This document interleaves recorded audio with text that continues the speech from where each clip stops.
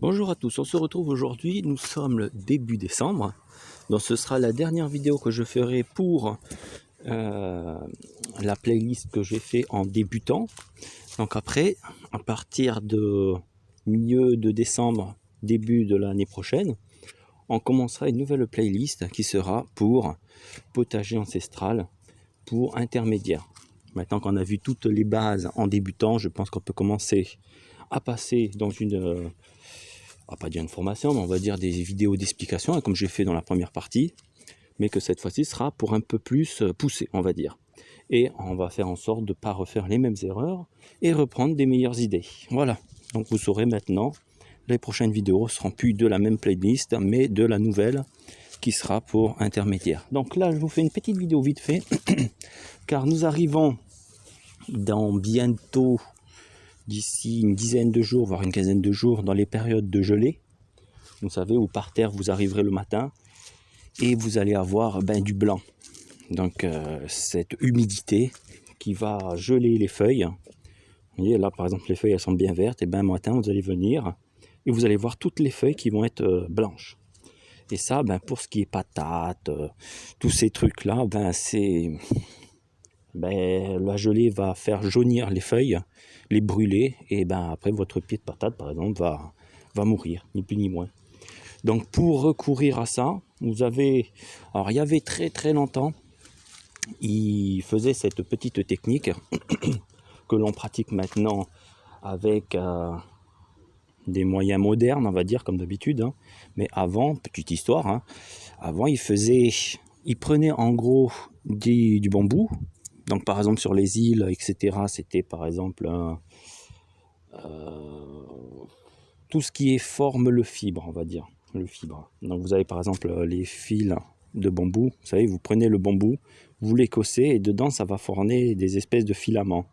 Et bien il prenait tous ces filaments-là, il faisait une sorte de couture pour faire une natte. En gros, ce que nous on pourrait faire, c'est une bâche, voilà. Parce que faut savoir, avant c'était toutes les femmes, elles se réunissaient et elles formaient à la chaîne de la couture pour former les nattes. Donc c'était très intéressant de faire ça pour elles, ça leur passait le temps, puis en même temps elles pouvaient coudre donc la natte et donner ça à son mari qui lui va utiliser ça sur son agriculture.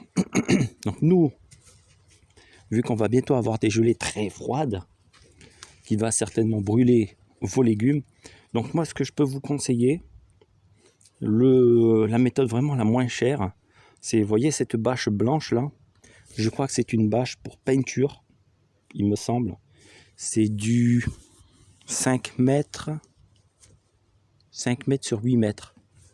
Vous avez ça par exemple à Castorama ou à Merlin pour à peu près 4 euros, 5 euros la bâche.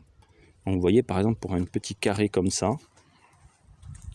qui fait à peu près 3 mètres sur 5 mètres, c'est l'idéal pour une petite bâche comme ça, qui coûte pas cher, 3 euros, entre 3 et 5 euros, suivant la grandeur que vous prenez. Donc évidemment, hein, c'est des bâches très fragiles, faites attention, c'est limite une utilisation, peut-être deux si vous avez de la chance, mais ça ira pas plus loin. Donc vous voyez, moi j'ai mis tout ce côté-là avec des bâches, donc surtout, très indispensable, le matin, vers dans les alentours de 9-10 heures, quand la gelée commence à partir, vous retirez les bâches pour que ça puisse prendre le soleil, hein, les rayons, c'est très important. Hein. Et vers le coucher de soleil, en principe maintenant on va commencer à avoir un coucher de soleil 5 heures, vous remettez les bâches. Bon, c'est sûr, c'est du travail, hein, mais au moins vos plants subiront pas le gelé.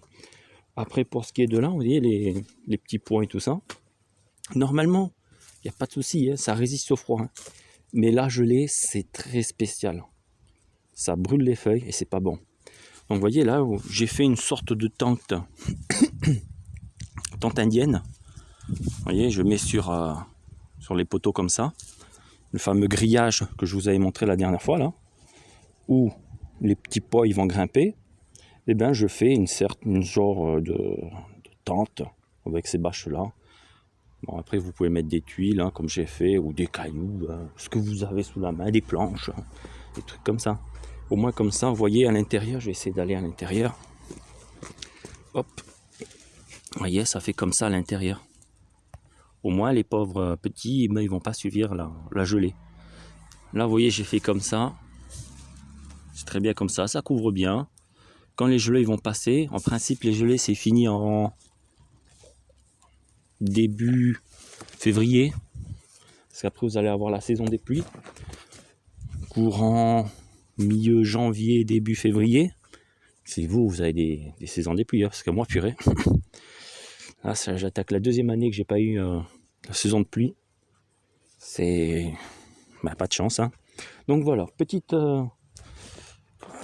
vidéo vite fait pour vous dire ça. Protégez surtout vos petits légumes. Hein. Les pauvres, si vous allez dans la gelée, hein, vous allez avoir froid, voir des gens de gelure, eux c'est pareil. Hein. Voilà.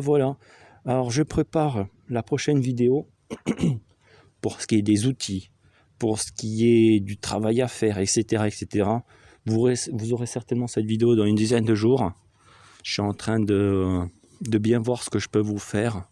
Pas refaire les mêmes vidéos comme j'ai fait cette année-là, mais repartir sur un intermédiaire et pas forcément sur les mêmes méthodes. Enfin, les mêmes méthodes, mais pas les mêmes vidéos. Enfin, vous m'aurez compris.